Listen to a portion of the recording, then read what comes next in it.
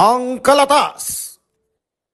Magandang araw, Mas Billions. Ako si Yashami P. Abundo at ngayong araw ng Miyerkules, November 5, 2025, andito tayo ngayon sa Junior High School Building upang saksihan ang Training for Analytical Research Skills sa larangan ng teknolohiya at agaham. Miyerkules, November 5, 2025, dito sa Masville Junior High School Building, naganap ang simpleng pagpupulong para sa magaganap na Training for Analytical Research Skills. Science teachers at piling mag-aaral ay dumalo upang suportahan ang nasabing programa. At ngayon kasama natin si Dr. Marlene T. Salvatera, Master Teacher OIC Principal. Magandang tanghali po sa inyo, Ma'am Salvatera.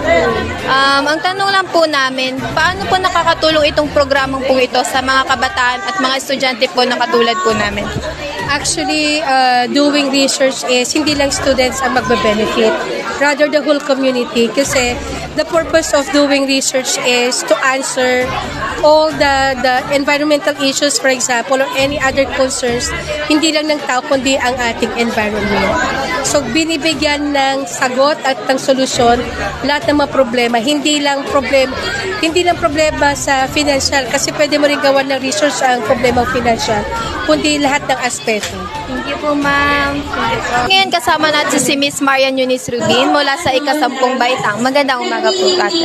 Ang tanong lang po namin, ano pong gusto mo pong iparating na mensahe po sa mga kapwa po natin estudyante na interesado po sa teknolohiya at agam po? My message to the students who also wants to study science, and it would always be to always be curious and ask questions, because for me, my favorite subject in school was actually science, and I was able to be expert on those or to do better on those because I was curious and I asked questions, and I'm not afraid to research on different sources. Maraming salamat. Thank you po.